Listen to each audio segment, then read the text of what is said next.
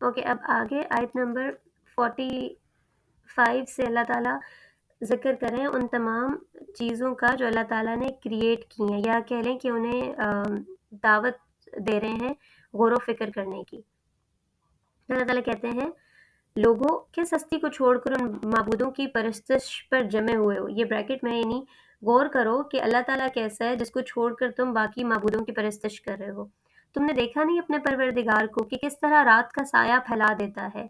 اور وہ چاہتا تو اس کو اسی طرح ٹھہرا ہوا کر دیتا، یعنی ہمیشہ رات ہی رہتی، لیکن اللہ تعالیٰ ہے جو دنوں اور راتوں کو روٹیٹ کرتے رہتے ہیں۔ پھر دیکھتے نہیں ہو کہ ہم نے سورج کو اس پر دلیل بنایا اور پھر ہم آہستہ آہستہ اس کو اپنی طرف سمیٹ لیتے ہیں، یعنی ایک سائیکل ہے جو چل رہا ہے دن اور رات کے آنے جانے کا۔ وہی ہے جس نے رات کو تمہارے لیے پردہ اور اس میں نیند کو باعث راحت بنایا اور دن کو جی اٹھنے کا وقت بنایا، یعنی اللہ تعالیٰ بتا رہے ہیں کہ تمہارے یہ جو معبود ہیں یہ سورج اور چاند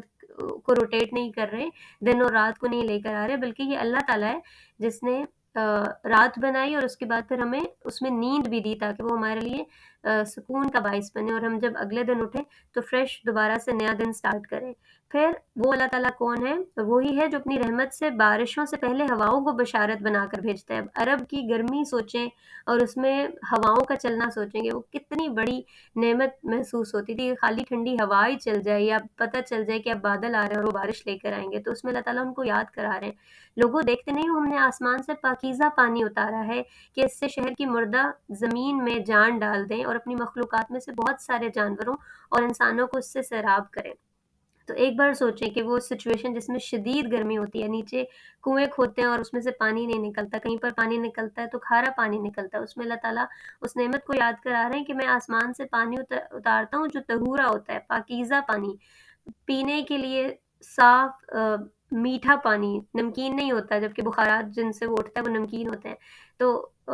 اس کے علاوہ اللہ تعالیٰ کہہ رہے ہیں ہم نے اس قرآن کو تمہارے درمیان اس طرح بیان کر دیا ہے تاکہ یہ لوگ اس سے یاد دہانی حاصل کریں، یعنی دوبارہ اس بات کو ریپیٹ کیا کہ یہ قرآن ہم اس لیے اتار رہے ہیں تاکہ یہ یاد دہانی کا باعث بنے۔ پھر اللہ تعالیٰ بتا رہے ہیں انہیں بتاؤ کہ وہی تو ہے جس نے دو دریاؤں کو ملا کر چھوڑ دیا ہے، ایک کا پانی میٹھا ہے پیاس بجھانے والا اور دوسرے کا کھارا ہے نہایت کڑوا، اور ان دونوں کے درمیان اس نے ایک پردہ حائل کر دیا۔ آپ نے بھی اگر کبھی ویڈیوز میں دیکھا ہو تو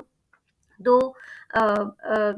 کلرز کا سمندر یا دریا بھی نظر آ رہا ہوتا ہے، اور اکثر ایسا بھی ہوتا ہے کہ ایک بیریئر ہوتا ہے دریاؤں کے پانی کے بیچ میں، ایک سائڈ کا پانی بالکل نمکین ہوتا ہے اور ایک سائڈ کا میٹھا ہوتا ہے، تو اللہ تعالیٰ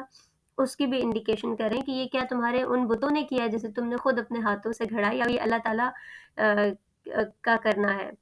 اور وہی ہے جس نے پانی سے انسان کو پیدا کیا، پھر اس کے لیے نسب اور سسرال ٹھہرایا۔ حقیقت یہ ہے کہ تیرا رب بہت ہی قدرت والا ہے، اور ان کا حال یہ ہے کہ اللہ کو چھوڑ کر یہ ان چیزوں کی بندگی کر رہے ہیں جو ان کو نفع پہنچاتی ہیں یا نقصان پہنچاتی ہیں، یہ تو اپنے رب کے منکر بنے ہوئے ہیں۔ ہم نے اے پیغمبر تمہیں بشارت دینے والا اور خبردار کرنے والا بنا کر بھیجا ہے، ان سے کہہ دو کہ میں اس پر تم سے کوئی بھی صلاح نہیں مانگ رہا، یعنی یہ جو ساری میں ایفرٹ کر رہا ہوں، اللہ تعالیٰ کا میسج منوان تم تک پہنچا رہا ہوں، تمہاری طرف سے اذیتوں کو برداشت کر رہا ہوں، مجھے اور کوئی صلاح نہیں چاہیے، مگر میں تو یہی چاہتا ہوں کہ ایک ہدایت کا راستہ جو تم سب تک پہنچ جائے۔ اے بندو، یعنی آگے نبی کریم صلی اللہ علیہ وسلم کے منہ سے کہلایا جا رہا ہے کہ تم اس جیتے پر بھروسہ رکھو جو مرنے والا نہیں ہے، یعنی ایسے اللہ تعالیٰ پر ایمان لے کر آؤ جس کو کبھی موت نہیں ہے، جس نے کبھی ختم نہیں آنا، اور اس کی حمد کے ساتھ تسبیح کرو، اور وہ خود ان سے خوب سمجھ لے گا، اپنے بندوں کے گناہوں سے وہ خوب باخبر ہے۔ یعنی نبی کریم صلی اللہ علیہ وسلم کو کوئی داروغہ نہیں بنا کر بھیجا گیا تھا کہ وہیں پر ڈیسائیڈ کریں کہ کون جنت میں جا رہا ہے یا کون جہنم میں جا رہا ہے، وہ کہہ رہے ہیں کہ اللہ تعالیٰ خود خوب باخبر ہے اپنے بندوں کے گناہوں سے، لیکن ہمارا حال یہ ہے کہ ہم لوگوں کو دیکھتے ہی ان کے حلیے یا ان کی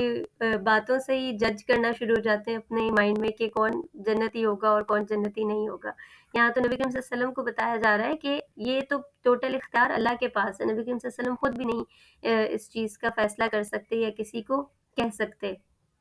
تو اس کے بعد میں تھوڑا سا پھر سکم کرنا چاہوں گی تاکہ بہت زیادہ لمبی ڈیٹیل نہ ہو جائے۔ تو اللہ تعالیٰ نے اپنی بتائیں خصوصیات کہ وہ رب جس کی طرف نبی کریم صلی اللہ علیہ وسلم تمہیں بلا رہے ہیں وہ کون ہے، وہ ہیں جو عرش پر مستوی ہیں اور تبارک الذی جعل فی السماء بروجا، پاک ہے اللہ تعالیٰ کی وہ ذات جس نے آسمان میں ستارے بنائے، ایسے جیسے وہ برج کی طرح، پورے قلعے کی طرح، اور اس نے سورج اور چاند کو بنایا، اور پھر وہی ہے جو رات اور دن کو پھیر کر لے کر آتا ہے تاکہ اس میں نشانی ہو ان لوگوں کے لیے جو نصیحت پکڑتے